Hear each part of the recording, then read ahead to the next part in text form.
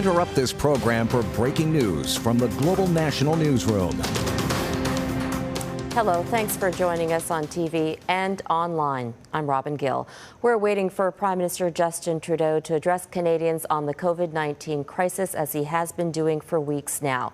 The Prime Minister spoke with provincial and territorial leaders last night to discuss the plans to gradually lift restrictions and reopen the economy. We'll also be watching for any new details on the investigation into the mass killing in Nova Scotia, a 13-hour rampage that began 1 week ago. Last night, Nova Scotians and people across the country came together for a virtual vigil.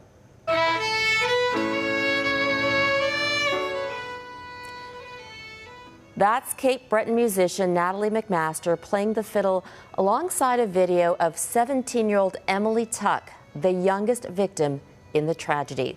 She and her parents were among the 22 people killed. COVID-19 restrictions prevented people from gathering in the Nova Scotia communities where the killings took place. Let's take a moment now to look at how the COVID-19 pandemic is impacting Canada. There are more than 44,000 confirmed cases across the country. But that is just the number of people who have tested positive for the illness. Not everyone is tested. More than 2,300 people have died. Ontario just reported 476 new cases this morning. That brings that province's total number of cases to nearly 14,000. Quebec has more than 22,000 cases. Alberta has topped 4,000 cases, and there are more than 1,850 cases in BC. The remaining provinces and territories all have fewer than 1,000 reported cases. Let's go to our chief political correspondent, David Akin, in Ottawa. David, the Prime Minister and the Premiers agreed last night to develop national guidelines on reopening the economy. What do we expect from these guidelines? Well, you know, I think the best way to start is compare and contrast to what we're seeing, say, south of us, where the U.S. president has clearly been at loggerheads with some U.S. governors on when and how and what's going on with reopening. Nothing like that, I'm told, here in Canada. Everybody is parking their partisan hats at the door, and they had a very good discussion last night. In fact, most of the teleconference, that's how they met, most of the teleconference yesterday was about how this is going to work. So some things that I think everybody agrees on is there's got to be the ability for provinces to be flexible in terms of setting their own agenda on when to open and what to open. And earlier this week, we've already seen Saskatchewan Premier Scott Moe lay out his province's 5-phase plan. New Brunswick's Blaine Higgs laid out a plan yesterday. We expect to hear Ontario and Quebec talk about their plans next week. So that's important, that provinces have their own flexibility. And then there's got to be some common denominators about best practices. One of them has got to be ramped up testing capacity. And in this, we take a look at Saskatchewan, why they were able to be first out the door. Saskatchewan and Alberta are the top two provinces right now in terms of the number of tests they're able to administer relative to the population. And so that's very important, that provinces can do rapid testing and lots of testing, not just of healthcare workers, but anybody who's out there in the economy. Ontario is still among the laggards, and this will be one of the factors that is going to prevent or hold back Ontario getting around to reopening. Ontario really needs to do more on its testing. But here's something else, Robin, that I think that we're just starting to catch up on now, and something the Premiers talked about last night is, when businesses open up, businesses are going to want to have protective gear for their employees, masks or shields, possibly gowns. And we know that right now it's tough enough for our frontline healthcare workers and those caring for people in seniors' homes to get all the gear they need. So this is going to put a real strain, I think, on the supply and demand system for personal protective equipment. It's something the Premiers acknowledged last night, and it too is going to have to factor into plans for provinces as they open up industries and open up the economy. Can workers stay protected and get the gear that healthcare workers also need? But David, are the provinces counting on the federal government for the PPE? Pretty much. It's a collaborative approach here. And so we know that there's lots of domestic response to getting PPE. In fact, yesterday we learned 26,000 firms put up their hands when the call went out to say, hey, we can make stuff. We've got Stanfield's, the underwear maker out in Nova Scotia, ditching the underwear line, they're making hospital gowns, about 100,000 hospital gowns a week.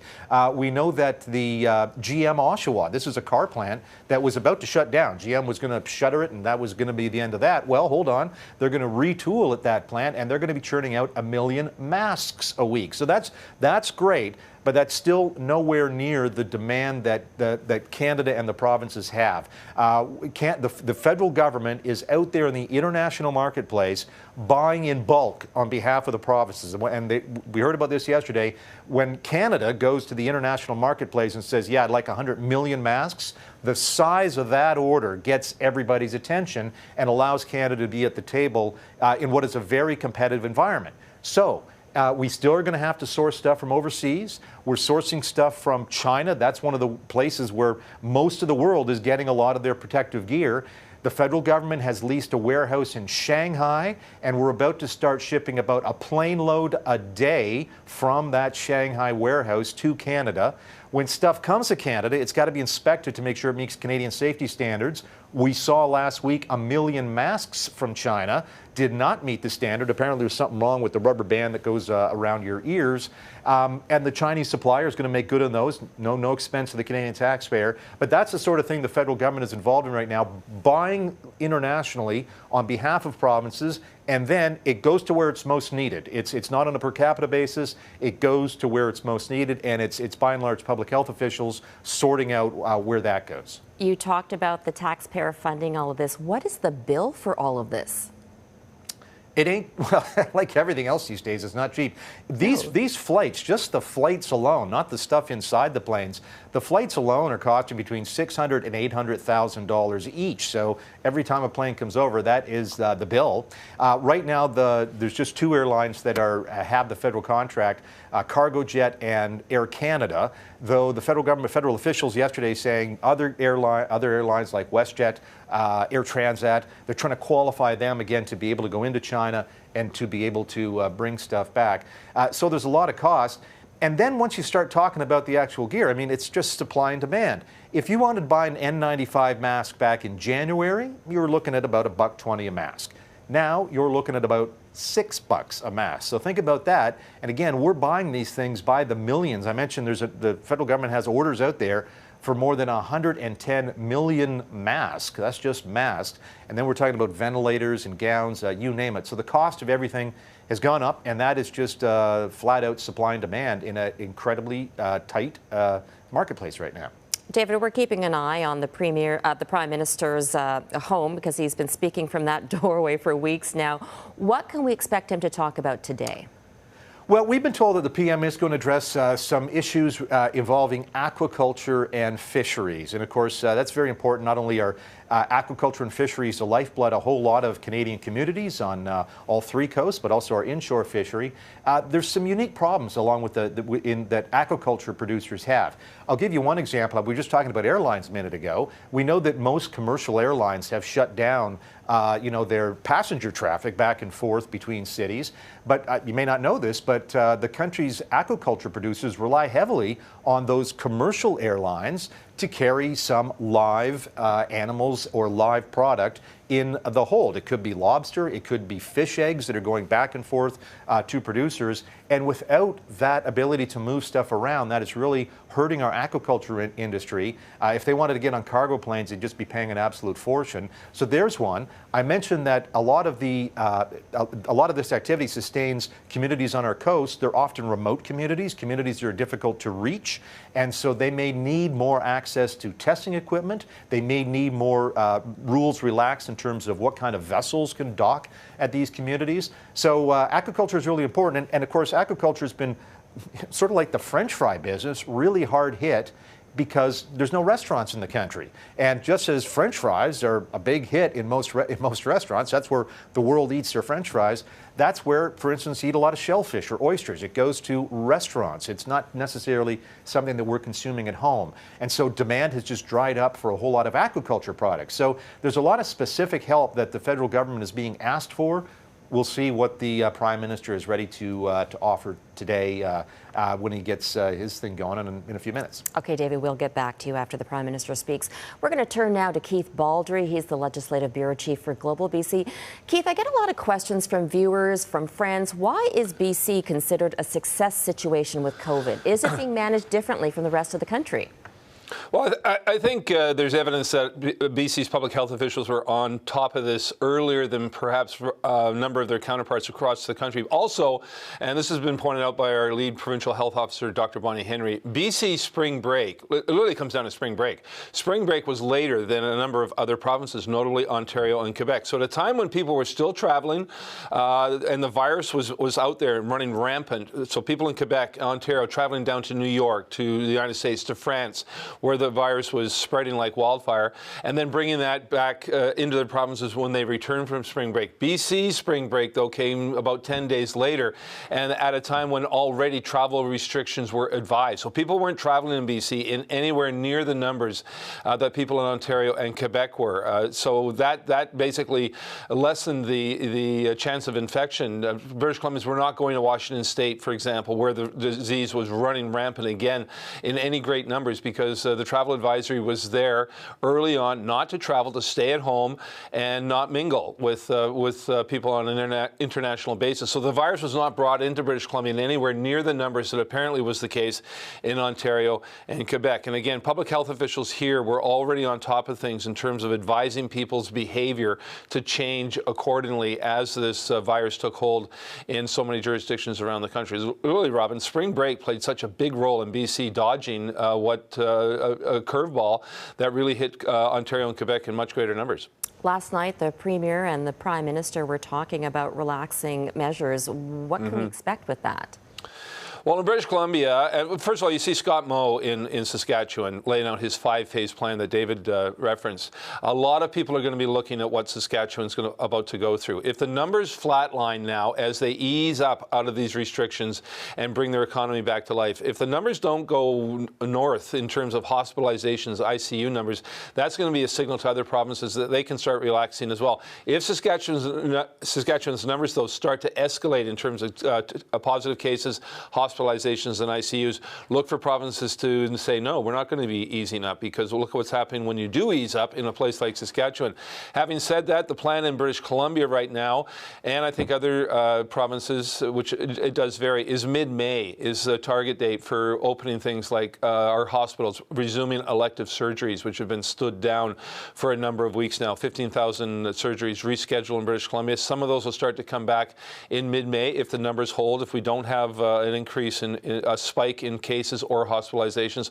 Also, best case scenario is for schools to reopen in British Columbia in mid-May. That's the other. I think provinces are looking at two big things: is schools reopening and hospitals reopening in terms of elective surgeries. And so far, the target seems to be mid-May, best case scenario, but that is subject to change. The next 2 weeks are going to be critical because of the travel we saw over the Easter weekend, and subsequent to that, when the weather improves, people are out there mingling more, and if we see more cases on a daily basis in terms of numbers, then some of those relaxation strategies are going to be revisited by public health officials. The City of Vancouver has a huge homeless issue. It also has the poorest postal code in the country when you talk about the downtown east side. I drove through there the other day. You see people sitting together. There's no social distancing despite signs being put up. What's the province going to do about that now? Yeah, this is a pretty big thing that's about to happen over a period of days and weeks. It's not going to happen overnight, but these camps, these homeless camps and parks, not only in Vancouver, there's a couple over here, Robin, in Victoria, one along a city boulevard that stretches a couple blocks, one in a city park of homeless encampment. The most infamous one is Oppenheimer Park on the downtown east side of Vancouver. All these parks are about to be cleared over a period of days and weeks, and everyone living in these parks and camps are going to be moved, and they're going to be placed in hotels. 6 hotels have been identified in Vancouver and Victoria, along with a couple of other facilities, not hospitals, but other facilities, and everybody's going to be housed basically under quarantine for a number of days as these camps are cleared. They're now deemed to be public health issues, public health menaces, and the people living there obviously have a number of underlying health conditions, and that's now going to be addressed by people being forcibly required to relocate in hotels. It's never been done before in terms of this situation. We have been forcibly requiring people to be under quarantine when they arrive at Vancouver Airport, and they are put, more than 100 people now, in hotels around the airport if they don't have plans to self-isolate for 14 days. Now it's going to be applied to a much larger population, a population that has underlying health issues, has mental health issues in many instances, and it's going to be a challenge for the government and the social agencies, BC Housing and such, to actually manage this in an orderly fashion. It's going to be an extraordinary thing we're about to see unfold. As you say, the country's poorest postal code is about to get an action visited upon it by a government that we've never seen before, and we don't know how people are going to react to this. The Prime Minister is just moments away from speaking, but I want to ask you this question about the timeline. We keep hearing, okay, it'll be another 2 weeks, by May 15th, and every province and every public health officer has been giving us this delay. Is this a psychological strategy for Canadians so that we can get through this? Well, that's a good point. I'm not sure it's so much a strategy, but there is a psychological element to this. Just about to speak. We'll get back to you, Keith. Let's listen in. Bonjour tout le monde. Hello, everyone. Happy Saturday. Before we get started today, I wanted to thank the organizers of yesterday's vigil for the victims of the Nova Scotia shooting.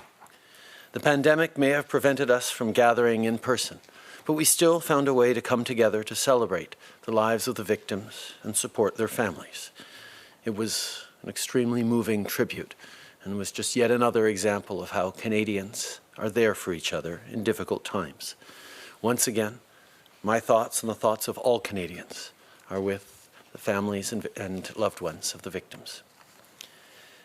This week, our government announced more targeted support for Canadians who are going through an especially hard time because of COVID-19. With the Canada Emergency Community Support Fund, we're giving more resources to charities and nonprofits so that they can continue their important work. We also unveiled our $9 billion plan to help students and recent grads get through the next few months.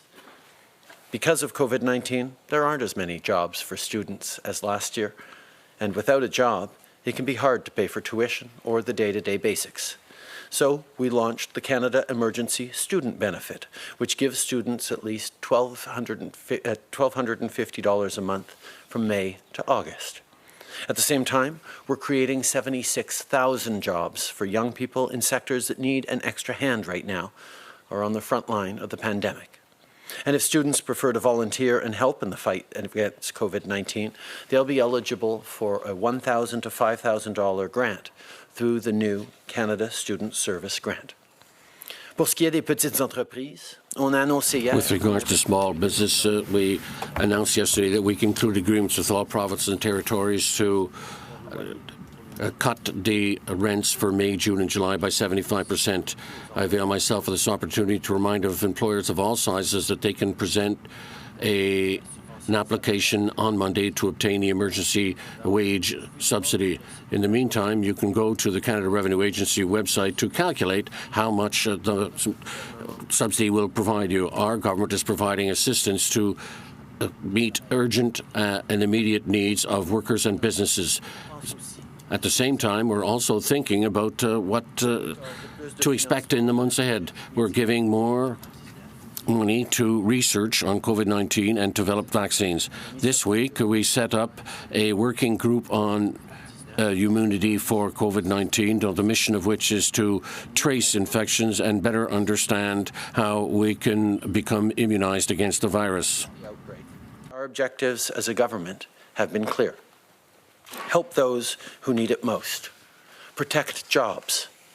Support the small businesses that make our communities a better place to call home, and lay the groundwork for our economy to come roaring back once this crisis is over. In the past few weeks, our government introduced a series of measures to do just that, but we know there are more people to help, more work to be done. So today, we're announcing $62.5 million to support fish and seafood processors through this crisis. As we fight COVID-19, people who work in fish and seafood processing plants across the country are playing a crucial role when it comes to getting food to our tables. This funding will help ensure that they can safely continue their important work. We're giving more money to processors so that they can purchase personal protective equipment for workers, adapt to health protocols, and support other social distancing measures. For example, fish processing plants could buy new equipment like freezers or storage space so that their product, food for Canadians, can stay good while they respond to a changing market. With this announcement, we're giving fish and seafood processors more resources to adapt to the many challenges brought on by the pandemic, and above all, keep workers safe. Our fish sector is interconnected, so these investments will also have a positive impact on fish harvesters. On that note, I want to take a moment to recognize the tremendous work that is being done by every person who makes Canada's food system possible, including our food producers and fish harvesters. You keep our grocery stores stocked and our families fed. I know that the past few weeks have been really tough on you too, whether it be financially or emotionally. I want to thank you all for everything you do for us. You're providing an essential service to the country. We know that you have specific needs and asks right now, and we are actively exploring additional ways to support you as we move forward. Aujourd'hui, on annonce un investissement. Today, we're announcing an investment of $62.5 million to support seafood and fish processors during the crisis. People who work in this area feed our families every day. We're investing in order to allow them to continue their very important work in fully safe. Processors can use this money to provide personal protection equipment for their workers, adapt their protocols, and adopt other measures of social distancing. Fish transformers can use these funds to buy refrigerators or storage space to store their products for future sales. Thanks to today's announcement, processors of seafood and fish will have the resources necessary to face the challenges presented by the pandemic, but particularly to protect the health and safety of workers. As our seafood sectors are closely related, these investments will also benefit fishers. I would like to point out the incredible work of those who are working in the food processing area to fill our grocery shelves with the fresh products grown at home. I know these last few weeks have been very difficult for you, whether it be on the financial or the emotional level. Thank you very much for all that you are doing for us. We know that you have demands and special needs, and we continue to evaluate several different ways of assisting you. As I mentioned yesterday, I had a discussion with the premiers of provinces and territories, and we talked in particular of the slow reopening of the economy. We're working with persons responsible for public health to establish principles and standards that will be useful to all of us. The economy and the realities of each and every province are different, and therefore the timing and the exact measures will be different from one province to the other. However, an important coordination effort must be done at the federal level in order to avoid all confusion. We are setting up a plan based on the science, scientific data, and the recommendations of experts that reflects our common ambition to get our country out of this crisis. And the next phase will be crucial. If we don't implement the correct measures, we could lose all the progress achieved to date.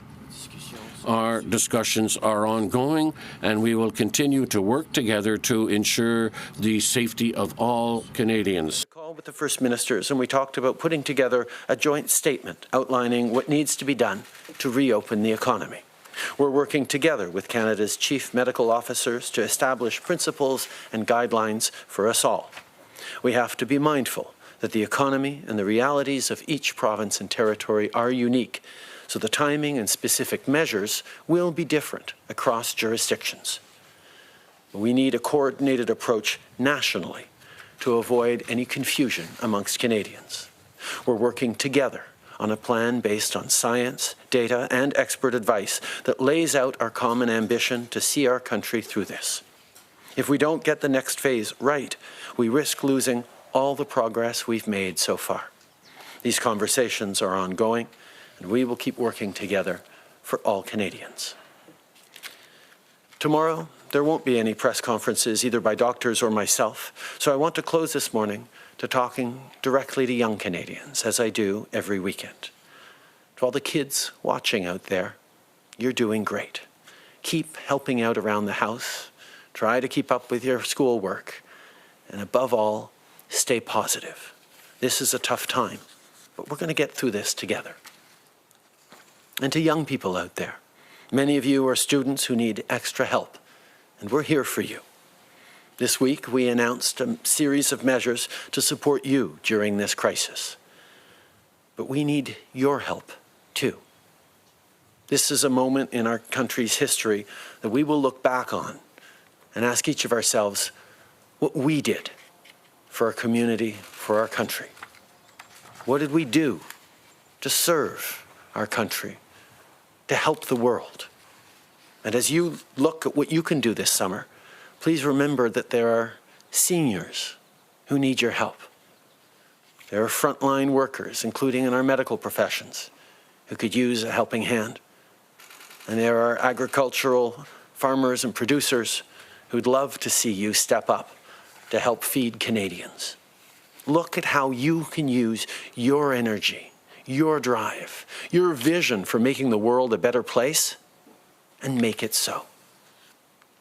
How we get through this as a country depends on each of us, the choices we make, the actions we take. So this weekend, stay home. Keep washing your hands. And if you need to go out for groceries, keep at least 2 meters apart from each other. And think about what you can do in the fight against COVID-19 to support our frontline workers, to help your community. I know that we will help each other to get through this, because that's just who we are as Canadians. Merci beaucoup. Have a great weekend. Thank you, Prime Minister. We'll now go to the phone lines for questions. One question, one follow-up. Operator. Thank you. Merci. Première question, Mélanie Marquis, La Presse. Mélanie Marquis, La Presse. Thank you. Good morning, Mr. Trudeau. Your remark yesterday on the possibility of having elder care residents under federal jurisdiction wasn't very well received in Ontario and Quebec. François Legault and Doug Ford answered, both of them, that the network has been underfinanced for years. Can you commit today to increase the health transfer to provinces to avoid that we have the same problems with the second and third wave of COVID-19? Thank you, Mélanie. Well, first of all, I've always very clearly stated that I have no intention whatsoever of involving the federal government in areas of provincial competence. But people are asking real questions throughout the country about how we're supporting our seniors and take care of our most vulnerable. These are questions that we have to have a serious look at these days. And also in the months and years to come, once we're through the current pandemic crisis, we need to think about how we're going to do better to thank those who built our country over the good years of their life.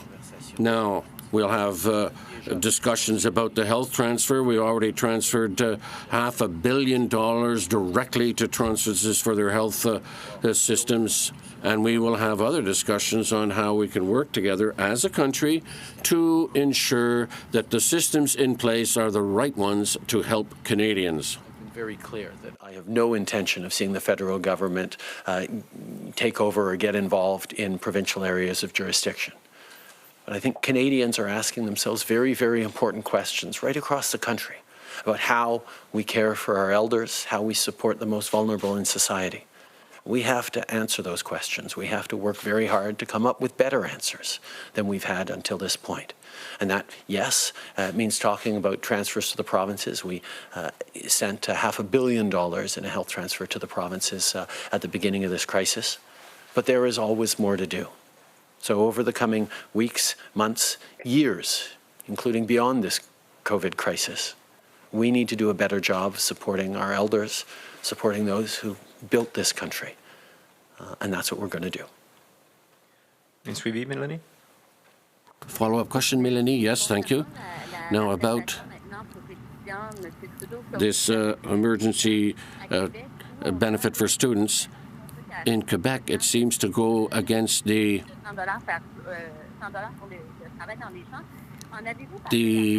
effort that they're making there to pay students to work in the farm fields.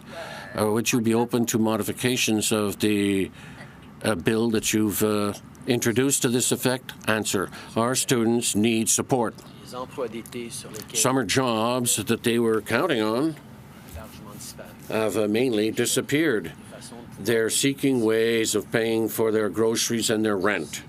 Now, I know that our young people throughout the country do want to help out and will be there to help out, but we also have to be there to help them.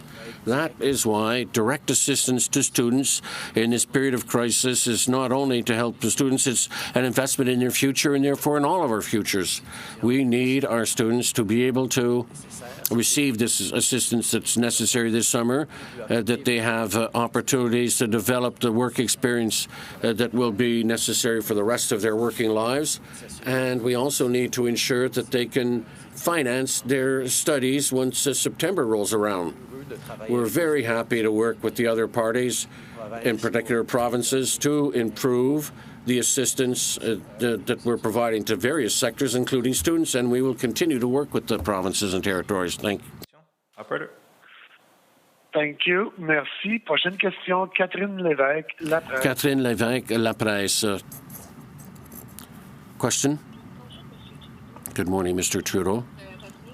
So I'd like to come back on the long-term care facilities. Are you serious when you say that you're ready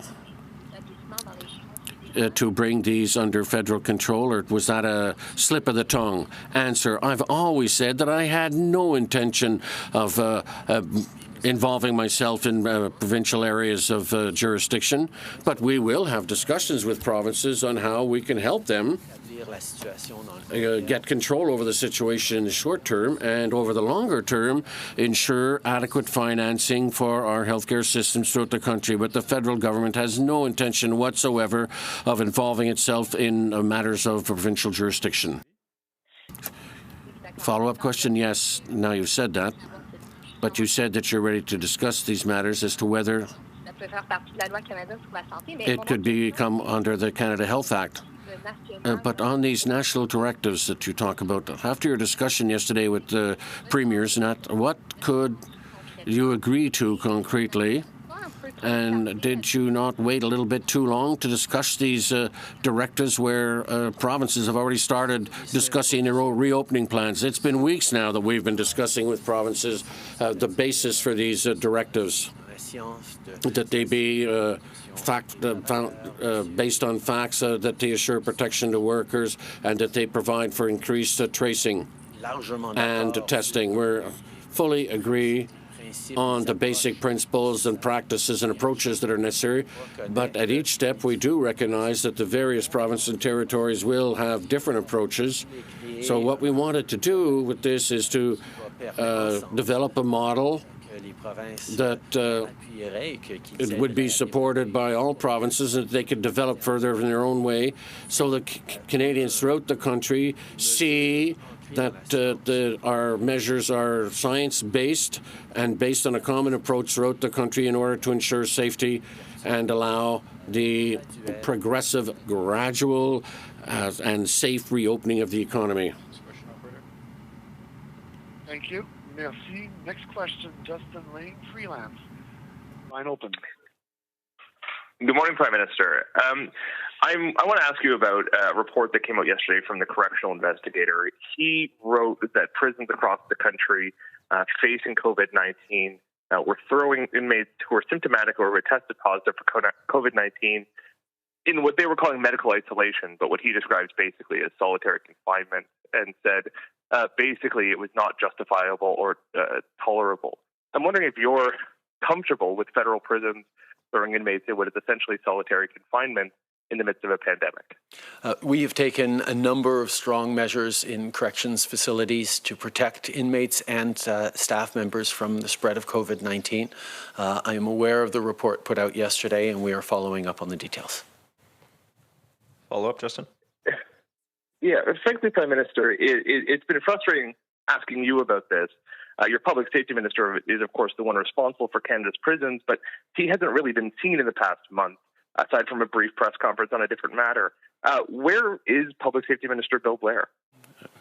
Minister Blair is working extremely hard on keeping Canadians safe, whether it is dealing with the Nova Scotia tragedy, as you all know, or working with the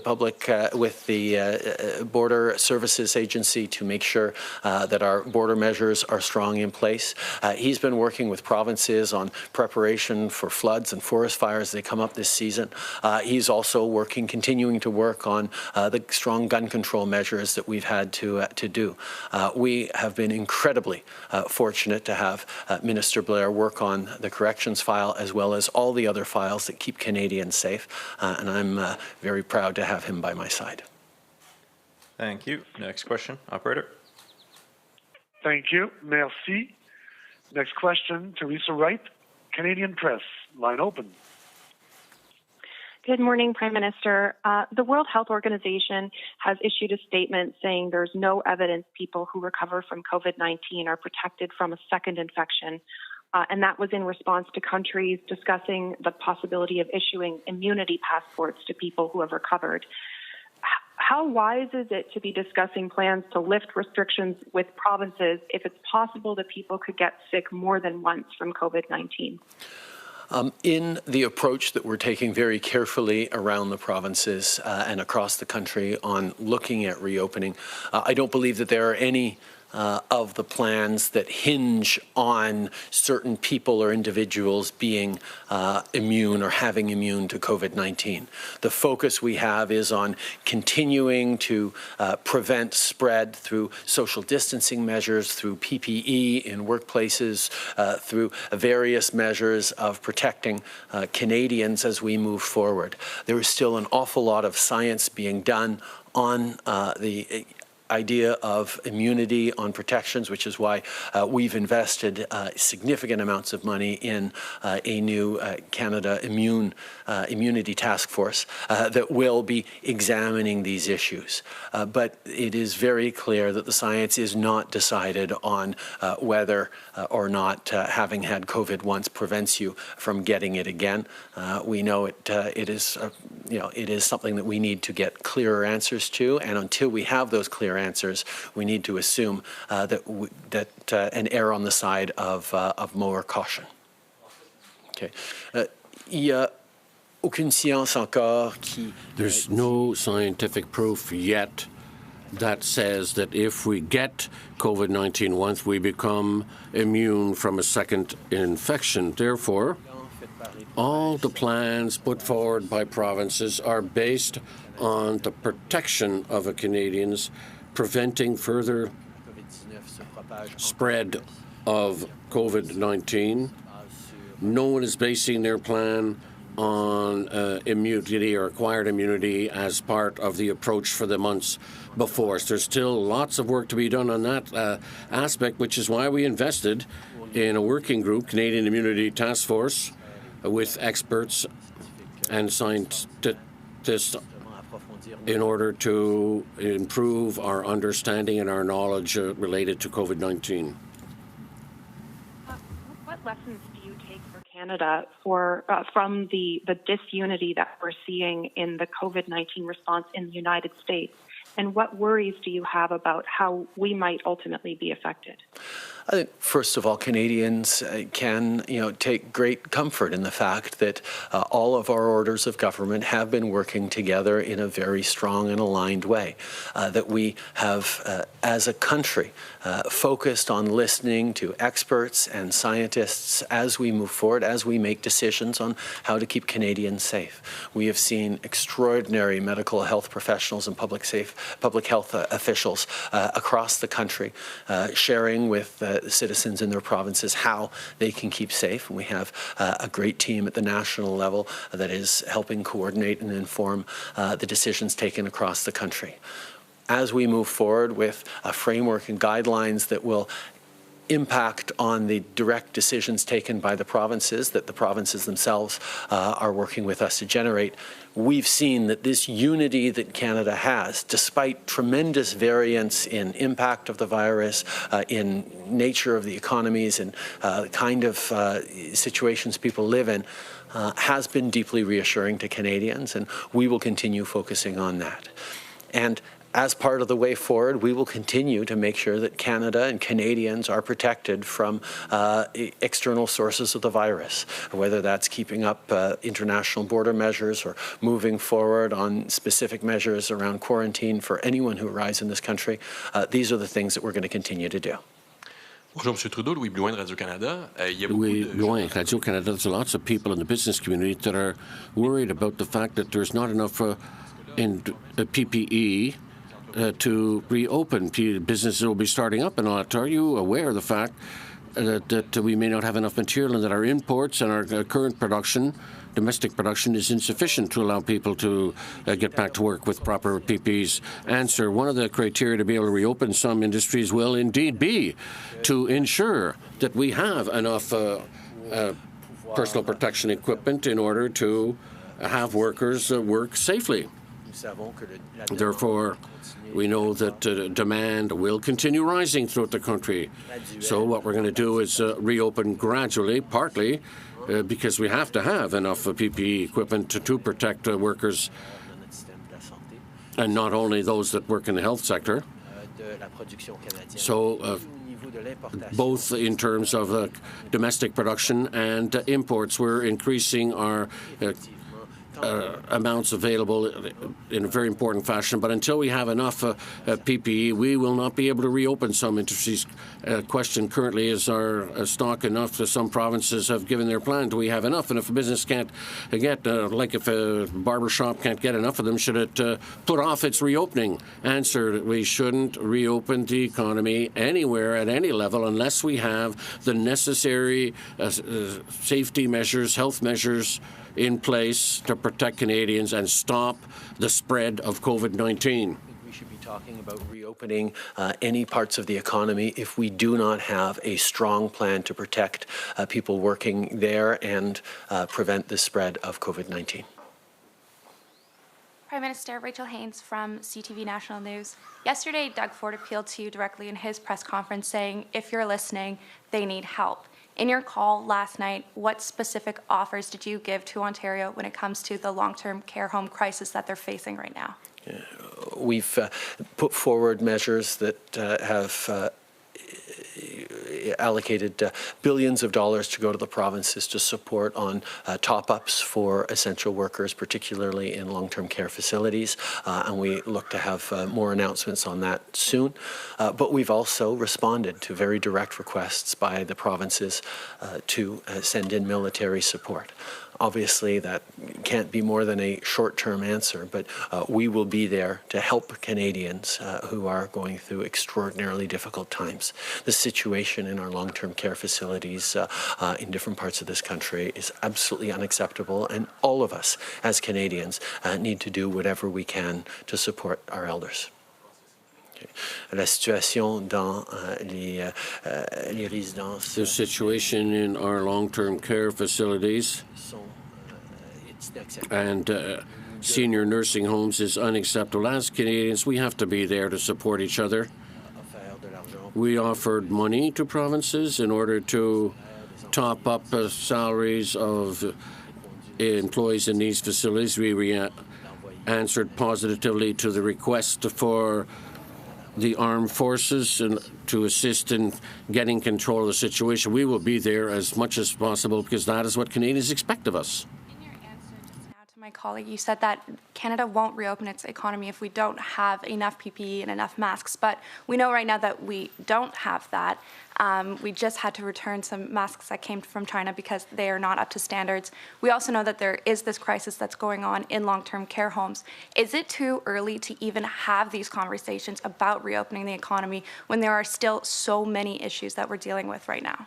I think there are really important conversations to be had in advance of opening up our economies. As we say, we have to be very, very careful and very gradual about it and ensure that we have the measures in place to control control and prevent any further spread of COVID-19. Adequate PPE supplies will be a part of that, but I can assure you that we are very much on that, whether it's the plane loads of PPE supplies that will be coming in almost every single day next week, or the domestic production capacity, which is ramping up rapidly and will be ready to support Canadians as we move forward on steps towards reopening. These are the things that we need to make sure we're getting right, so as to ensure that all the sacrifices we've made over the past weeks won't be for nothing. Okay. Nous savons qu'il faut prendre une approche. We know we have to take a gradual and progressive approach and be very careful about how we reopen the economy in some sectors. And overall, we need to have the necessary measures and equipment in place in order to protect workers and people in order to stop the spread of COVID-19. That is precisely why we continue receiving more and more PPE. We're getting plane loads of it almost every day in the week ahead of us, and we shall also see domestic production of the personal protective equipment start producing results pretty soon. All of this will be an important element of our gradual reopening approach. CBC News, you said that the science hasn't decided yet on whether or not someone can become immune to COVID-19 if they already have caught it. You said Canada's studying this, but what other concerns do you have about immunity passports or certificates that might be needed down the line to prove that you are immune to COVID-19 at mass gatherings or sporting events, even to attend work when the economy eventually does reopen? I think any such discussions or decisions need to be based on very strong and very clear scientific evidence. That's why our scientists are looking very, very carefully, as are people around the world, at what kind of immunity the presence of antibodies could deliver to Canadians, to people who've already been affected, and what impacts that has.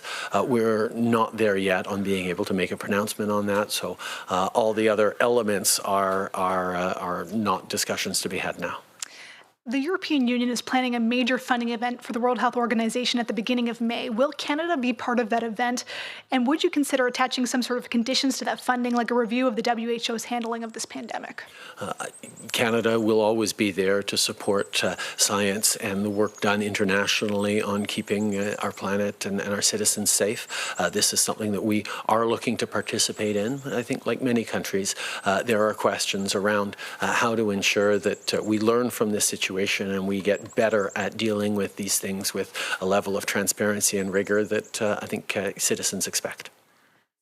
Hi, Prime Minister. Crystal with Global News. Can you speak a bit more about what the federal government responsibility on rulemaking falls when it comes to reopening the economy, and where it will be up to the provincial government so far as responsibility in rulemaking and on the reopenings of the economy? Our Constitution lays out very clear areas of federal, of provincial, of municipal, by extension, responsibilities. And of course, the provinces will have a lead role in determining how their economies will reopen. But that's why we've been working with the provinces, who are very varied in their realities, in what they are being challenged with, to establish a base level of criteria, a checklist, a set of guidelines that will ensure that right across the country, the decisions being made by each province will be based around a shared understanding of the science and the steps necessary towards reopening. But of course, every province has its responsibility and its decisions to make on how it reopens. And I understand that some premiers last night indicated that a renewed infrastructure program will be vital to restarting the economy. With construction season upon us, can you tell us about the federal plans in this regard, and whether or not the federal government will allow municipalities in particular to contribute a small percentage of cost to any municipality project? We understand the importance of getting our economy going again as quickly as possible, but that as quickly as possible depends very much on ensuring that we are arresting the spread of COVID-19 and in an ability to prevent further spread. That is why, yes, we are in discussions with the provinces around infrastructure investments to benefit from this construction season, but we need to make sure we're doing that safely and responsibly, and that is also part of the conversations we're having with the provinces.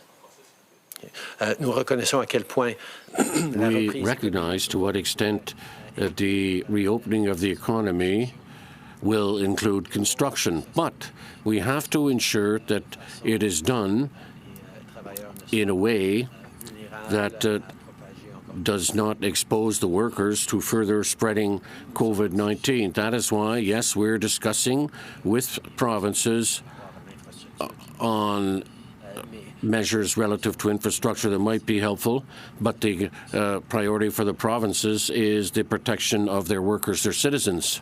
Thank you very much, everybody. Have a good weekend. That was Prime Minister Justin Trudeau speaking outside Rideau Cottage, taking questions about the government response to the COVID-19 crisis. Let's go back to David Akin now. David, he took a lot of questions about whether the federal government should take over care of our elders. What's that all about?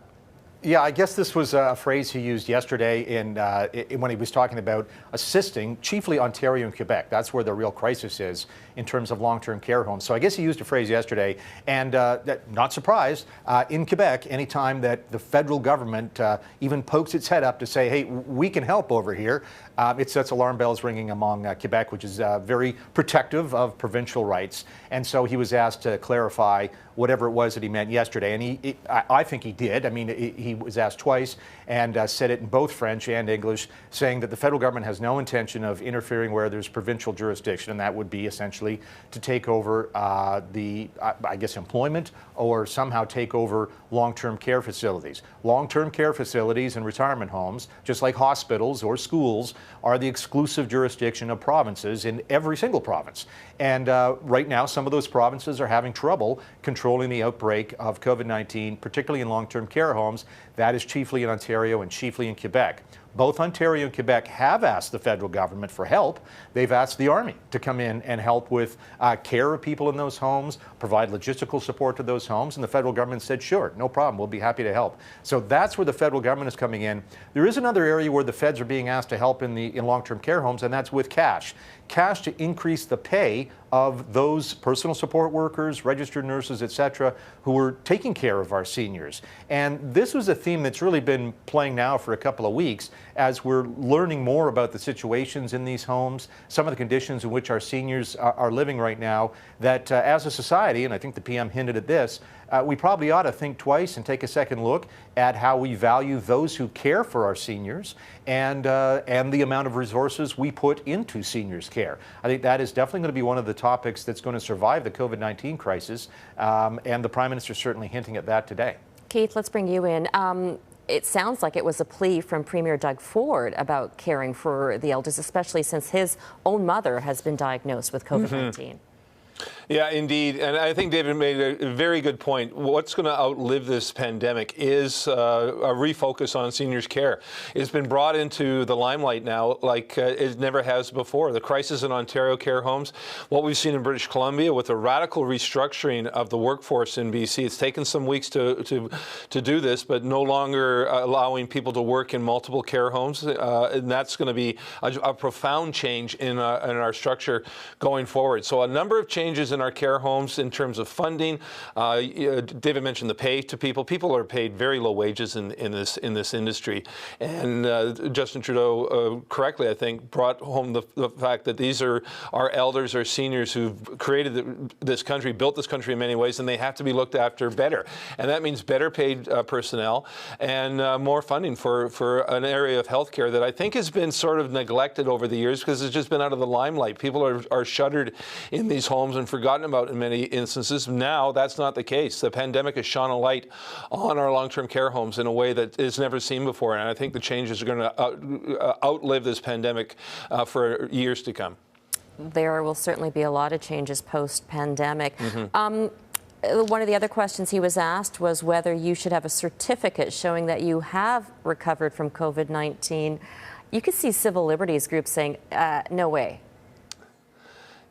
Yeah, that's like something out of the movie Contagion. You had to have a bracelet if you walked around. So, yeah, the civil liberties certainly is one issue. But you also heard the Prime Minister point out the science on COVID-19 is still very young. We don't know a lot about this virus, and in terms of whether you can be reinfected or not, is still very much unknown.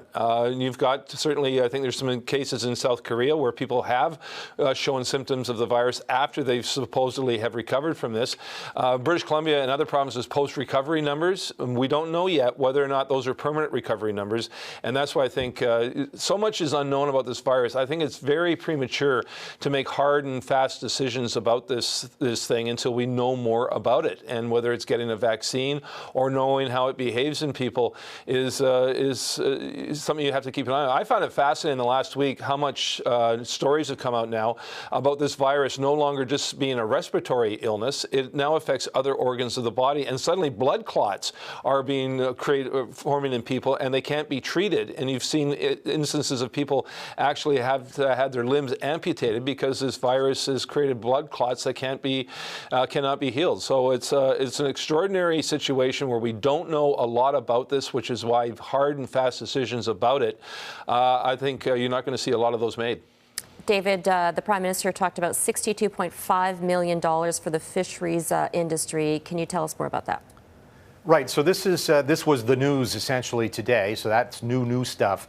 As you mentioned, $62.5 million for fisheries. It's really to go to the seafood and fish processors. So these would be fish plants, and it's to help those processors buy personal protective gear for their workers, to perhaps revise protocols inside those plants so that social distancing can be maintained, and possibly to buy some new equipment, such as freezers, because they might be getting a little back in their inventory.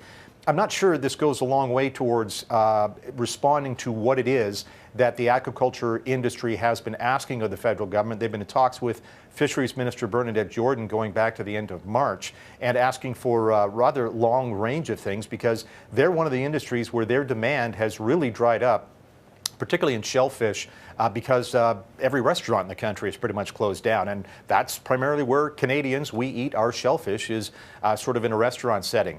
And we shouldn't just think, I mean, obviously aquaculture and fisheries are a big source of protein. Other sources of protein, pork. We're about to see a major pork processing plant in Ontario get shut down for a week, and it supplies 1/3 of the pork in Ontario. We know that some of the major pork processing plants in the country are owned by a Montreal firm called Olymel. Olymel right now is operating on a much reduced capacity, so because to protect their workers, so that is cutting into things. And then what about beef? Well, we know we've been reporting all week long on problems at plants in Alberta, the cargo plant in Alberta, which is responsible for 40% of Canada's packaged beef. Think about that, 40%, and it's out of action.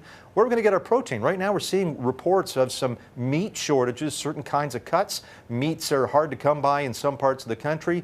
And as we're talking about moving from maybe beef or pork, we're going to start talking about seafood. It's going to become much more important. So I think the food system, everybody in Canada says it's robust, it's safe. We make way more food than we eat. We're a net food exporter, but we have a just-in-time food delivery system. And when there's hiccups at a packing plant or say on a seafood processor, that is going to work its way down the chain, and there's going to be some temporary shortages at our grocery stores. Keith, the criteria for opening up the economy is if we have enough personal protective equipment. Mm-hmm. What are you hearing from your political channels about whether you're going to see like waitresses or servers wearing this, or your barber wearing this? Yeah, well, it's interesting talking to cabinet ministers out here. I'm not sure we're actually going to see waitresses and waiters anymore. And restaurants are going to have to be creative when they reopen, and that means having their social distancing. So it's hard to see how waiters and waitresses function in that. I think you're going to see a profound change in how industries operate as social distancing rules become the norm now going ahead.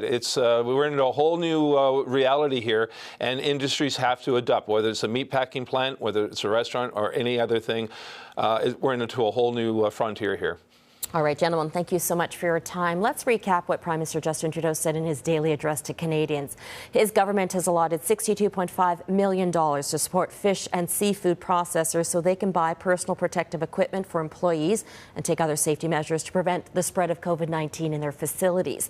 The Prime Minister also discussed his conversation with provincial and territorial leaders last night and plans to reopen the economy. He said it will be different in each jurisdiction and must be based on the best advice of health officials. He warned those steps must be done carefully so we don't undo the progress that's been made so far. While his government is increasing its stocks of personal protective equipment, some businesses and industries may not be able to reopen if there isn't enough PPE to sufficiently protect workers. And you can find full details on globalnews.ca and tonight on Global National. Be sure to tune into Global TV Sunday night for the special presentation Stronger Together in support of Food Banks Canada. That's at 6:30 p.m. Sunday, 7 p.m. in Newfoundland and Labrador. I'm Robin Gill. Thank you for watching. We now return you to regularly scheduled programming. This has been a special report from Global News.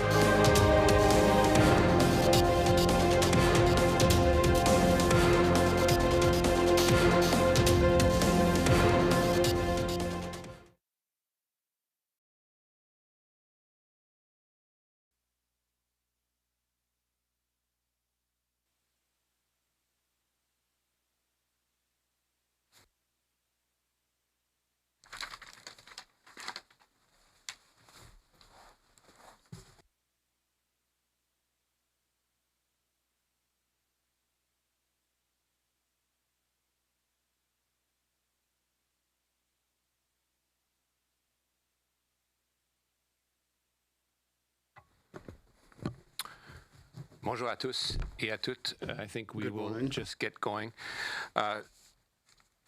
Today, speaking and here with us are Dr. Tam, Dr. New, myself, Dr. Wong, and I'd like to highlight the presence by video conference of Minister Jordan, who, being a minister from Nova Scotia, has been through a lot, and indeed all of Canada has been through a lot. But in particular, I want to thank her for being here because in particular she is grieving.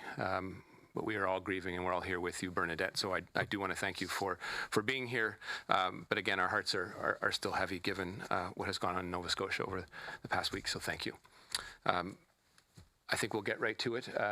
Dr. Tam will speak first, followed by Dr. New, followed by myself, and then Dr. Wong, and then Minister Jordan.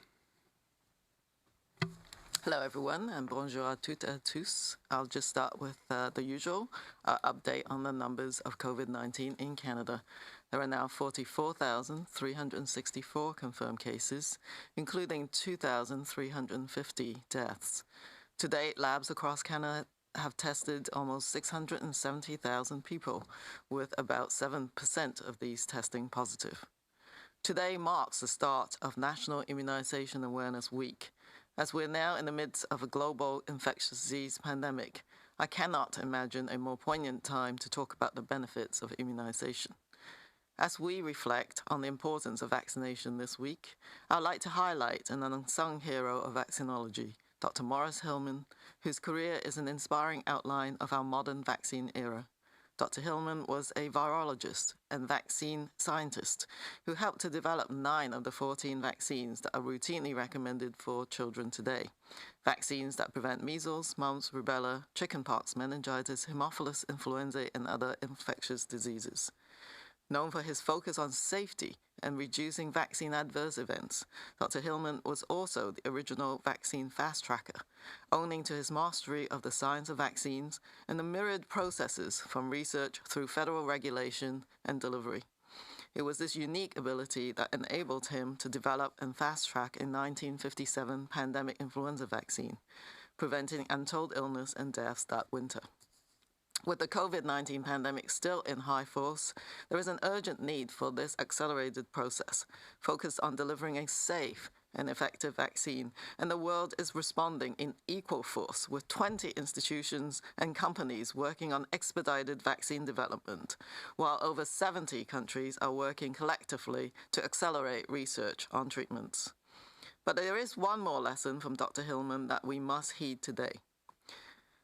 Though a hero who saved hundreds of thousands of lives with a pandemic vaccine, he never lost sight of the millions of lives that could be saved with routine vaccination programs for existing infectious diseases. For that, he is credited with saving millions of lives, more than any other scientist in the 20th century. This brings me to my key message today. We are in a pandemic, and we have all committed to protect ourselves and our families with physical distancing, to stick to essential activities only. So my message is that vaccination is an essential activity. It is normal to feel concerned about visiting a doctor's office or a clinic at this time, but please know that healthcare providers have precautions in place to prevent the spread of infection, like screening patients before appointments and staggering patient times to maintain social distancing. Contact your healthcare provider to find out ways to safely make sure that your family's vaccinations are kept up to date. This is a life-saving, essential must-do. Thank you. Thank you, Dr. Tam. Dr. New. Bonjour. On commencera par les derniers chiffres sur la COVID-19 Good afternoon. I'll start with the latest numbers on COVID-19 in Canada. There are now 44,364 confirmed cases, including 2,350 deaths. To date, labs across Canada have tested almost 670,000 people, with about 7% of these testing positive. Today marks the start of the National Immunization Awareness Week. As we are now in the midst of a global infectious disease pandemic, I cannot imagine a more poignant time to talk about the benefits of immunization. As we reflect on the importance of vaccination this week, I'd like to highlight an unsung hero of vaccinology, Dr. Maurice Hilleman, whose career is an inspiring outline of our modern vaccine era. Dr. Hilleman was a virologist and vaccine scientist who helped to develop 9 of the 14 vaccines that are routinely recommended for children today. Vaccines that prevent measles, mumps, rubella, chickenpox, meningitis, Haemophilus influenza, and other infectious diseases. Known for his focus on safety and reducing vaccine adverse events, Dr. Hilleman was also the original vaccine fast-tracker. This, owing to his mastery of the science of vaccines and the myriad processes from research through federal regulation and delivery. It was this unique ability that enabled him to develop and fast-track a 1957 pandemic influenza vaccine, preventing untold illness as well as deaths that winter. With the COVID-19 pandemic still in high force, there is an urgent need for this accelerated process focused on delivering a safe, effective vaccine, and the world is responding in equal force with 20 institutions and companies that are currently working on expedited vaccine development, whilst over 70 countries are working collectively to accelerate research on treatments. However, there is one more lesson from Dr. Hilleman that we must heed today. Though a hero who saved hundreds of thousands of lives with a pandemic vaccine, Dr. Hilleman never lost sight of the millions of lives that could be saved with routine vaccine programs for existing infectious diseases. For that, he is credited with saving millions of lives, more than any other scientist in the 20th century. This brings me to our key message today.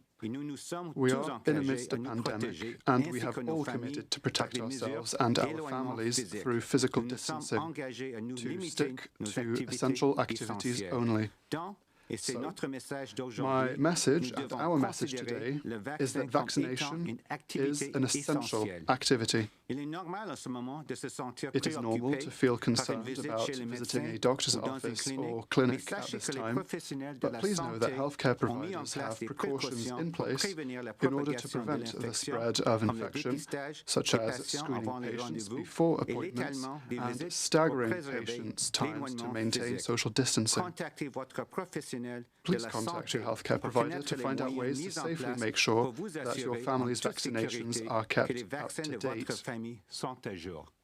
This is a life-saving essential, a must-do. Thank you. Merci, Dr. New. Thank you, Dr. New. Bonjour, Kwe, Sego, Tanse, Ulukut. Good afternoon. This week, we have seen an increase in the case counts in First Nations communities. As of April 24th, there have been 95 confirmed cases of COVID-19 in First Nations communities on reserve, and 14 confirmed cases in Nunavut's Inuit communities. Si le nombre de cas reste relativement faible dans les communautés autochtones à ce jour, nous suivons la situation très près. In Indigenous communities, but we're following nous engageons activement auprès des dirigeants locaux et des autorités de santé publique et nous faisons public health authorities and local authorities to do what we can to make sure that these communities have all they need. Nous travaillons également en étroite collaboration avec les communautés de tout le pays pour veiller à ce qu'elles soient toujours préparées à faire face à une augmentation du nombre de cas. An increase in the number of cases. A false sense of security can lead to devastating results. There are a number of immediate actions that can be taken that have proven to be the most effective means of slowing the spread of the virus. Ones many of us have become quite familiar with, but which are worth repeating, namely hand washing, physical distancing, no large or even small gatherings, self-isolation, and active identification of symptoms. We count on Indigenous leadership to persist in their efforts to share this message with their communities. To date, we have distributed, in addition to supplies provided by provinces and territories, 160,000 gowns, 500,000 gloves, and close to 200,000 surgical masks in communities.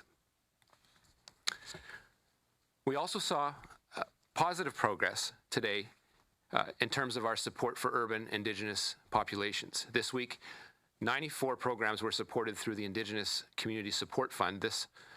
These programs support a variety of Indigenous measures that help youth, homeless individuals, and elders by providing food baskets, childcare, mental health supports in urban settings principally.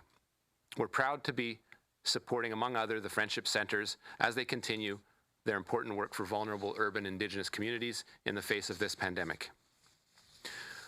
We are also working quickly to get the funds out of the door for the 94 accepted submissions, and we have streamlined the process so that funds can flow directly to Indigenous communities and groups across the country in very short order. We recognize that more support is needed. And as I've said before, this should only be viewed as the start of our support for urban Indigenous populations in particular. Cette semaine, le Premier ministre a annoncé une aide de 9 milliards de dollars pour tous les étudiants, dont un montant supplémentaire de 75,2 millions de dollars. As well as a one-time increase of fondé sur les distinctions pour les étudiants poursuivant des études postsecondaires students in a post-secondary setting autochtones. To the First Nations, Inuit, and Métis youth, you may be worried about your future, whether it's your financial situation, your employability, or the continuity of your studies. And I want you to know that as you face unique challenges in addressing COVID-19, we will make sure that you have the financial assistance that you need when you need it. This new funding is over and above the base funding each Indigenous distinctions-based program receives to support post-secondary education and will cover costs such as support for living, travel, counseling, and other support expenses to ensure the success of Indigenous students. This funding is also over and above the measures announced by the Prime Minister this week. Indigenous students can access all of the other student supports that fall within the larger COVID-19 economic response plan for post-secondary students, including the Canada Emergency Student Benefit, the new Canada Student Service Grant, and the Enhanced Canada Student Loans Program. Je tiens également à saluer Les Rangers des I would Forces also Armées like to Canadiennes commend qui sont the actuellement au Canadian Armed Nunavik, Forces en Rangers in Basse-Côte-Nord, Nunavik, à in the lower Nutashquan North Shore, in et Itashquan, au as Quanachit. well as in Ils other apportent un soutien regions that inestimable, support notamment en distribuant de la nourriture, en their local installant des tentes communities et du by matériel distributing médical food, et en by sensibilisant le helping public with afin medical d'aider les autorités equipment, sanitaires and et les by raising communautés dans leurs awareness efforts to contre la help COVID-19. health services and I'm communities grateful to for the fight against the collaboration COVID-19. between the government, public health departments, provinces, territories, Indigenous leaders, elders, and community members. We are all focused on the public health response that will save lives. Miigwech, Nakumik, Marcy, thank you. Merci. Dr. Wong. Thank you. I would like to acknowledge that we are on the traditional and unceded territories of the Algonquin people. Il y a plusieurs façons de rester en bonne santé. Cela comprend éviter There are many les ways to stay voyages healthy. non essentiels. For example, Physical not distancing traveling. is the best way to contain the spread of COVID-19 by keeping at least 2 arms length away from other people. As well, no gatherings or group outings and limiting contact with people at high risk, such as elders and those in poor health. However, I encourage immunization, physical exercise, and getting onto the land. Individual harvesting and fishing are excellent ways to connect with culture and support your mental health while respecting physical distancing.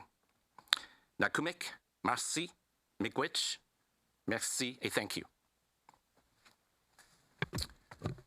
Merci, Dr. Wong. Et maintenant, je passe la parole Thank you, à la Dr. ministre Wong. Jordan. Now, Minister Jordan.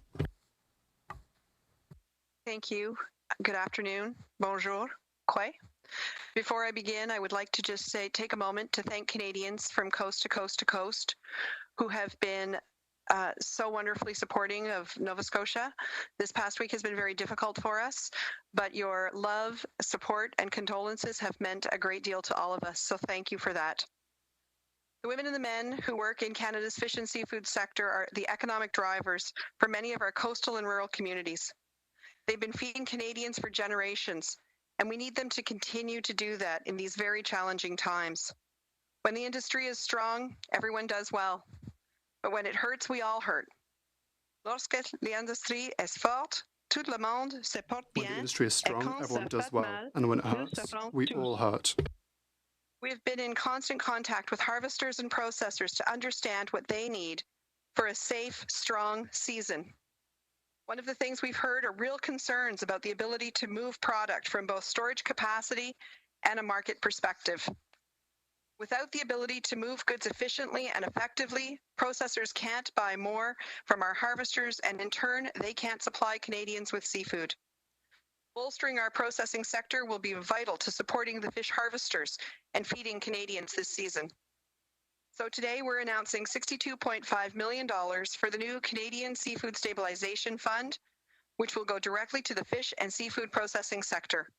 This funding will support the industry as they increase cold storage and inventory capacity, allowing them to process more from harvesters and feed more people.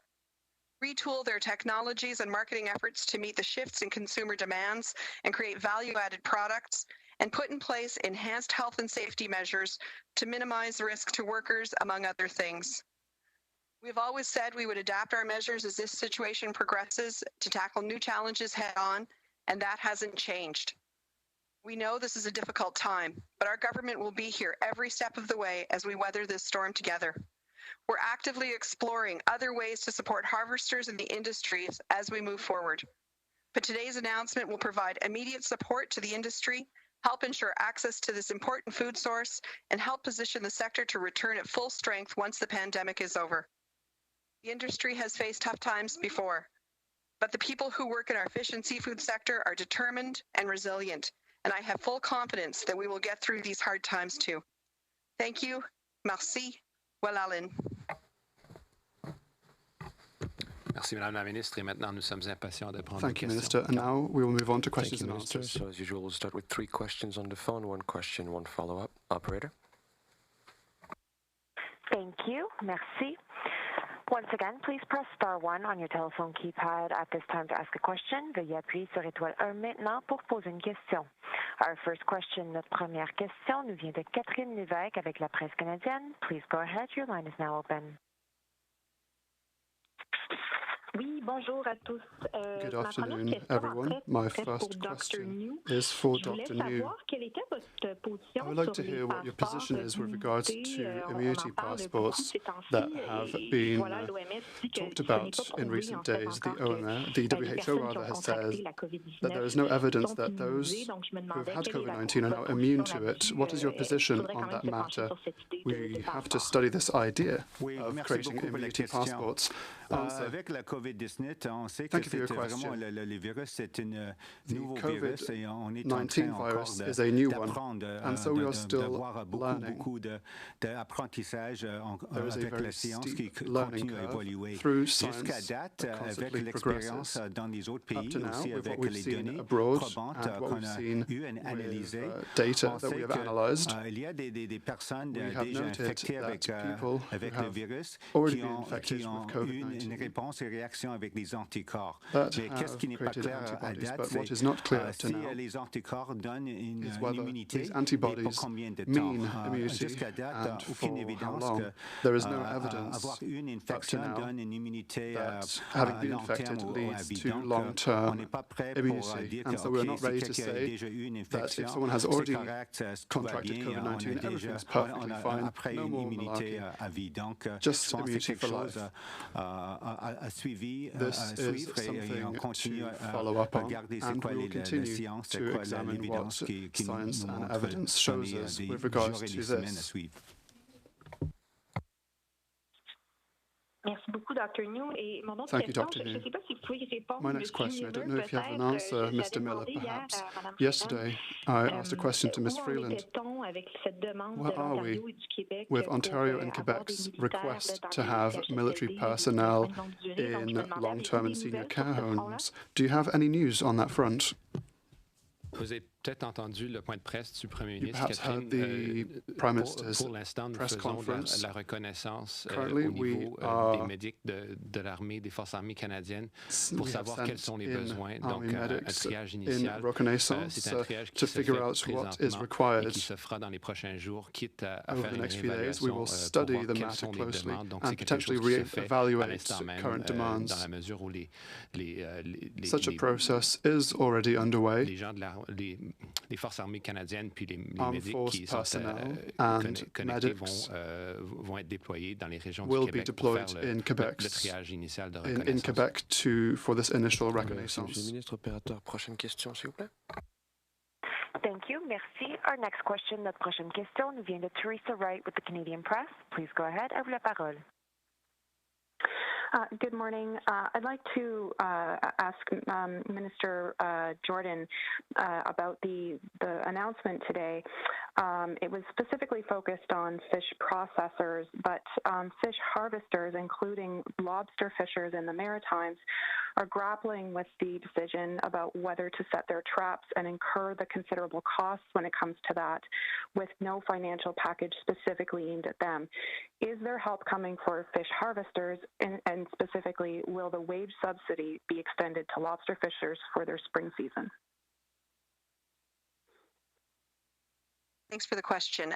Absolutely. The message today is for the processors. The announcement today was to address concerns that we've heard from the processing sector, but we also recognize that in order for the harvesters to continue to fish, they have to be able to sell their product. That's one of the reasons why the processors are the people that are first out the door. We are actively exploring other measures that will definitely impact other sectors, other areas in the sector. We know it's important to listen to harvesters. We know that there has been some challenges with them actually accessing the funds that have already been announced. We're continuing to look at all of these things that need to be done, and we'll be continuing to follow up with new measures as we go forward. Teresa, follow-up? Yes, thank you. Minister Miller, several First Nations in Canada were dealing with suicide crises before this pandemic started, and we know that COVID-19 is only going to have a compound mental health impacts on many First Nations, Inuit, and Métis persons who are suffering from, intergenerational trauma caused by colonialism. why are mental health resources not a bigger part of the pandemic response, especially for Indigenous communities? Well, Teresa, as we follow the evolution and the impact of the epidemic, particularly in the portfolios that I am responsible for, we know that the impact on Indigenous communities is high on many fronts, including the impact on mental health, a component of which is suicide. Our teams are working actively with communities to increase the capacity in support for people that are suffering. This is something that will evolve over time as communities implement the health directives, make sure that they are looking in on each other and that we are supporting them in a comprehensive way that we need to do. As you mentioned pertinently, COVID-19 has a compounding effect on all the pre-existing conditions that Indigenous communities are subject to. That is a wide generalization because these preconditions vary from community to community, but on the whole, the social determinants of health create conditions where COVID can run rampant, has that potential to run rampant. The apprehension and fear that exists within the communities is real, and that has an impact on mental health. We, as part of Indigenous Services Canada, a large amount of the support that we provide turns in and around supports around mental health. Those continue, but as this epidemic and all the impact that it can have, particularly on the well-being of people's, is assessed and continually reassessed, we'll stand ready to provide that support. I'd ask actually Dr. Wong to add a few words. We work with Indigenous partners to ramp up the implementation of First Nations mental wellness continuum framework, as well as the national Inuit suicide prevention strategies. Those are Indigenous-led efforts, and we are fully behind supporting those efforts during these very trying times. Thank you, Dr. Operator. Next question, please. Thank you. Merci. Our next question, notre prochaine question, is from Mélanie Marquis avec La Presse. Please go ahead. À vous la parole. Merci beaucoup. Thank you. Good afternoon. My question is for Dr. Tam. How worried are you about an anti-vaxxer movement in Canada when it comes to the eventual COVID-19 vaccine? Is your department tracking groups, watching social media to prepare to such possibility? So as I've said, there's a global effort in the discovery and the research on looking at safe and effective vaccines for COVID-19. So that is not a reality as yet, and we think it would take some time. But as a whole, what we want to do is to make sure we get the information out to parents and to Canadians about the safety and effectiveness of vaccine as a key component of keeping people healthy in Canada. And we are not immune to the incursions of very contagious pathogens like measles, for instance. So that is something that globally we are quite concerned about after people are coming out of their sort of homes in more less sort of physical distancing would potentially mean that there could be outbreaks. And so this is why we're asking people to set up appointments, find out how you can get vaccinated even during this time, because it's an essential service. I think, in terms of looking at people who have questions about vaccination, we're there to answer the questions based on the scientific facts. I think prior to this particular pandemic, I've been working quite hard with not just the medical community or pediatricians, but also with parents and parent influencers, as well as social media platforms, to look at how we can address the disinformation and misinformation about vaccinations. So that will continue. Mélanie, en suivi? Oui, Merci, Carl. So just to make sure, Dr. Tam, are there any indications that such combat will be necessary to fight against misinformation, and also Mr. Trudeau addressed the need for a national plan today about reopening the economy. Do you think we should, since the situation is different from one province to another, would you recommend that we close or we shut down inter-provincial travel?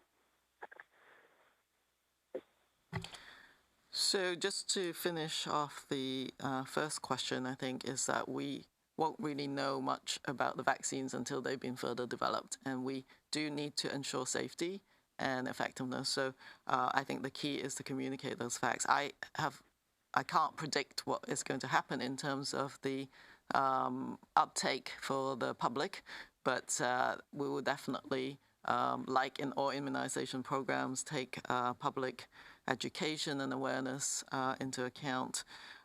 It's difficult to say, actually, because in our experience,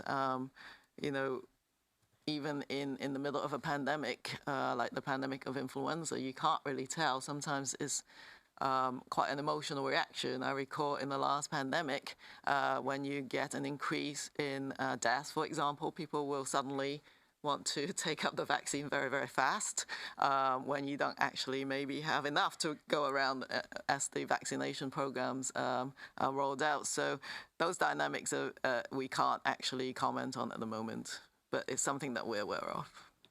And I just would add that as we, as a society, face a number, or have faced a number of challenges over the years with respect to complacency and how vaccines are regarded, this is also an opportunity to combat that disinformation with awareness as to what the importance of vaccines are. And as we see, as we see our elders and people in long-term care facilities exceedingly vulnerable and dying in indignity, this is also an opportunity to reinforce the point and the importance generally of vaccines.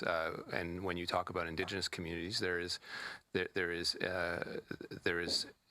sometimes a legitimate skepticism with the way the medical services have been provided in the past, and various access to medical services, but also the way it is regarded. And so that is an additional hurdle. We're always fighting disinformation, but this is also an opportunity to raise awareness as to the importance of vaccines. Thank you, Minister. Ashley? In terms of the second question, I think we are working very closely with all chief medical officers to look at the conditions upon which some easing of the public health measures should be taken. So that, I think, it forms the foundation of some of the decision-making on what needs to be done. I think each community has very different needs. For example, we heard about some cases in northern Saskatchewan, and that means protecting those communities are very important. And so even within a province, so those decisions are taken at a very sort of local and provincial level as well to protect those communities. And so, but we need the foundational public health approach, and then there needs to be some flexibility in terms of protecting communities on the ground. Good morning, Dr. Tam Ashley for CBC News. I'm hoping you can expand on what Dr. New said about immunity passports and certificates. Could it be effective? So I think the answer is we don't actually know yet. I think just this last few days we talked about the immunity task force, and some of the objectives of that task force is to conduct the necessary research in order to help us interpret what serological testing results mean. So by that, I said it is a very novel virus. We actually don't understand the immunology of this virus very much. We got some idea now about some of the antibody response, and some of these responses are quite delayed. We don't know when the sort of peak of the antibody response might be reached. We definitely don't know how long the antibody response might last for. and what it means if someone gets reinfected. So all of those are unknown. The other unknown right now is also the performance of some of the tests, and that's partly related to the understanding of immunology, but each test performs differently. And so our National Microbiology Lab, having evaluated a range of tests, shows that a lot of them are not sensitive or specific enough, which means you could, in fact, get false positives where someone thinks they may have antibodies and they don't, or the lack of, false negatives as well, and specificity. So those are sort of evolving knowledge. And so I think from our perspective, if you had a test, what we need to do is do these studies so that you know how to interpret that test. So I do think it's premature to sort of think about the concept of a passport. I'm hoping you can talk about herd immunity. Quebec's premier has said that allowing a large number of non-vulnerable people to get the virus naturally in Quebec would be the best defense against a second wave that could be potentially worse and even overwhelm the hospital system there. Do you recommend this approach to provinces and territories? Could it be the new normal?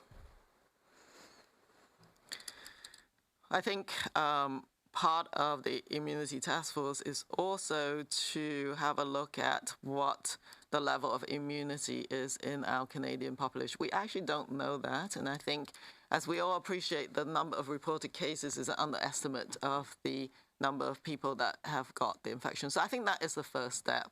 I think given the incredible public health response and the response of Canadians to do the physical distancing, it is possible that the level of immunity is quite low. And what I do know is that while this particular virus can have a very devastating impact on seniors, our elders, and those with underlying medical conditions, it can actually result in quite severe outcomes, even for the young and for the rest of the population. So, the idea of sort of generating natural immunity is actually something that is not something that I think should be undertaken. I personally think that, we, as the chief medical officers, we would, really be extremely cautious about that kind of approach. You never know if you, even as a young person, might get severely sick or get into the ICU. So it's not a concept that should be supported. Rachel Haynes from CTV National News. My question is for Dr. Tam. We're talking a lot about the science behind antibodies, but we also know that a vaccine is what will help us return to the new normal, as the Prime Minister has said. How confident are you that a vaccine will actually be effective in combating the spread of this disease?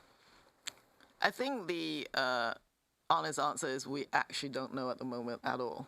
I think that there are some promising candidates that are in very early development, and because we don't understand the immunology of the virus enough, it is a very premature,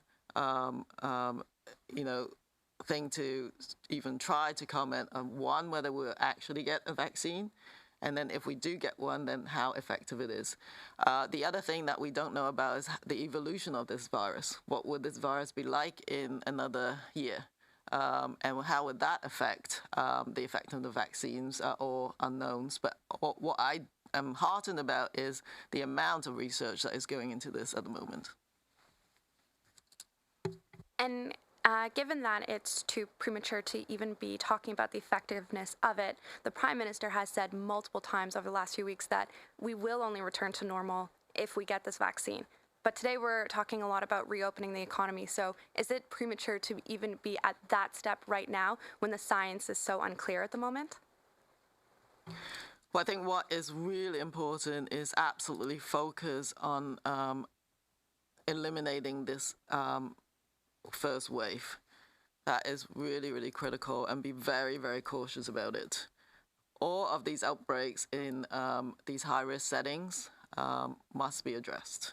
There must be plans to prevent further infections in long-term care homes, in acute care settings, in the sort of crowded living conditions that actually has to be in place, as well as the testing strategies, increasing the number of tests. So there's a number of conditions upon which I think we can cautiously move to what I would call a new normal. So we're trying to balance very carefully the public health measures against disease activity. The moment that we're going to see some uptake in disease activity, you're going to have to be able to react to that and rapidly contain any of these outbreaks. So I think as we've observed, the epidemiology is quite different across the country. So there will be some differences in the timing, but tread really, really cautiously, because I think that the chains of transmission will be reignited very rapidly should we don't take absolutely great care as we come down that slope on the other side of the epidemic curve. Merci, Dr. Tam. On va retourner au téléphone pour 3 questions. Opérateur. Thank you. Merci. Our next question, notre prochaine question, is from Savannah Aubie from Brunswick News. Please go ahead. À vous la parole. Hi there. My question is for Minister Jordan. We're hearing concerns here in New Brunswick about the federal government bringing in 150 temporary foreign workers to help work in Shediac lobster fisheries. I'm wondering when these workers are expected to arrive in the province, and have you received pushback in trying to bring these workers in to support the sector? We've heard from the sector how important it is to have the temporary foreign workers. One of the big concerns we're hearing from processors is their ability to have a secure labor force. That's one of the reasons why we made temporary foreign workers people who are able to come into Canada. They do have to follow all of the public health guidelines with self-isolation once they arrive. That's critical. But we know that it's extremely important that we have that labor source in order to keep the food supply chain open. That's one of the reasons that we've allowed this to happen. It's extremely important in agriculture and the fish and seafood sector. Okay, and yeah, thank you. I'm wondering, on the aid announced today, when can seafood processors expect to receive the funding, I guess, in their accounts to get started on introducing these measures, and what criteria will they have to meet in order to qualify? So the funding is actually going to flow through the regional development agencies. In Atlantic Canada, it'll be a Cova. In Quebec, it'll be DEC. And on the West Coast, it'll be Western Diversification. We are looking at now the ways that it's able to get it out the door as quickly as possible, because we know how important this is for our processors to have these funds. Today's announcement will actually provide provide stabilization for them so that they know it's there, they know that they can access it. Many of them have ongoing relationships with our regional development agencies, so we felt that this was the quickest and easiest way for them to access the funds. Thank you. Thank you, Minister. Operator, next question, please. Thank you. Merci. Our next question, notre prochaine question, is from Philippe Vincent Foisy avec Radio-Canada. Please go ahead. Your line is now open. Oui, bonjour. La question est pour Monsieur Nou. Good afternoon. J'aimerais comprendre, quand on va commencer à avoir du déconfinement, à quoi ça va ressembler dans les commerces, dans les salons de coiffure, par exemple, et autres, what will this look en termes like d'équipement in de protection? Est-ce que tout le monde va devoir porter un masque, tout le monde va devoir porter des gants? With regards to PPE, will everyone have to wear gloves, wear face masks? What will PPE look like during this reopening of the economy? On est en train actuellement d'avoir les bonnes discussions avec nos homologues, Dr. Tam et moi, avec Dr. Tam and tous les médecins are having fruitful discussions with our provincial and territorial counterparts. We are talking about guidelines and criteria that would allow us to loosen public health measures. For example, one such principle could be in one region, in one community, Has community transmission been stemmed? We need the capacity to screen our population. The healthcare system must also be healthy and well-equipped to follow up contact and to manage people in hospitals. There's a whole range of criteria. There are signs that show us that cases have been well controlled. With a lot of awareness, we may be able to loosen certain public health guidelines for outdoor activities, for example, gradually, based on where each province is with regards to their epidemic curve. These provinces could allow people to, for example, go outside, to go for a nice walk in the park, for example, whilst socially distancing, of course. We are currently discussing the matter. We can't give you any details as of yet, as this is an ongoing discussion we're having.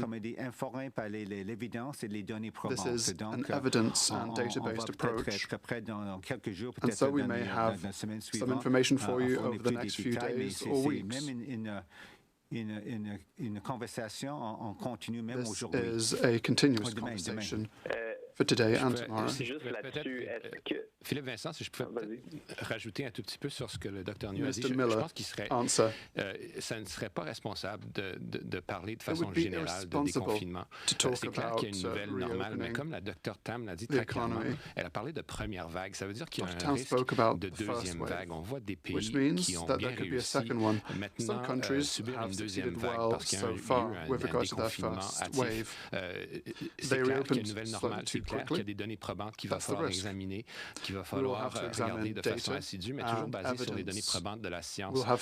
Ça dépendra évidemment des courbes épidémiques qui existent, que ce soit dans différentes provinces, différents territoires, différentes communautés autochtones. Il y a différentes stratégies qui pourraient être examinées. Mais maintenant, de façon générale, de spéculer sur le déconfinement, ce serait irresponsable parce que c'est une analyse qui doit se faire de façon continue, basée sur la science qui évolue de jour en jour et évidemment basée sur des choses que nous n'avons pas faites de façon massive pour l'instant, c'est-à-dire le testage en masse des communautés, les tests sérologiques qui doivent se faire dans les mois à suivre. Et toutes ces informations informeront par la suite cette discussion de déconfinement selon la nouvelle normale, tant et aussi longtemps que nous n'aurions pas développé et déployé un vaccin. Question de suivi, je vais essayer d'être Second question. plus simple parce I'll que try ma to ask a more simple question. My question had to do with PPE, and you said nothing on the matter. Is there enough stock to protect everyone, or will there be when we'll start to reopen the economy? You keep saying that we're not ready, we don't have enough, but provinces are ready to reopen. Do we have enough stock to protect people? Dr. New, in French, could you talk about collective immunity? Dr. Tam spoke about it. But could you talk to us about it in French? Is community immunity tangible? Is it abstract? Because we don't have data on it yet. Answer, Dr. New. When it comes to PPE, we've already highlighted the fact that there is a difference between medical-grade masks and others. N95s are essential for healthcare workers and essential workers on trains, for example. With regards to the general population, perhaps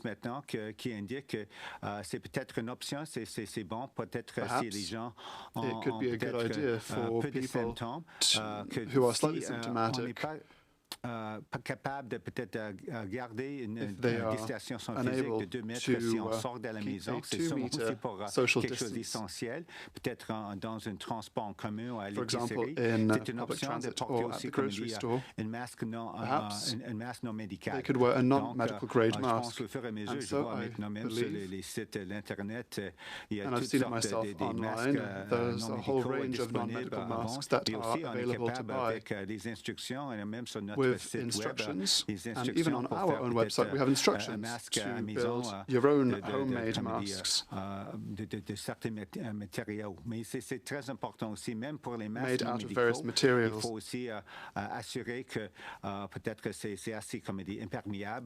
have to make sure that water droplets cannot go through these masks.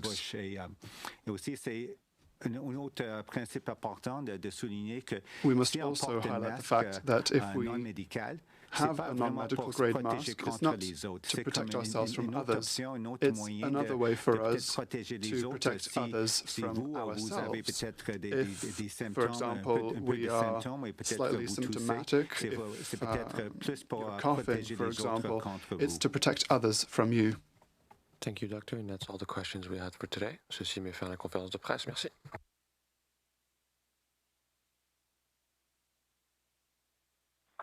Thank you. Merci. The conference has now ended. Please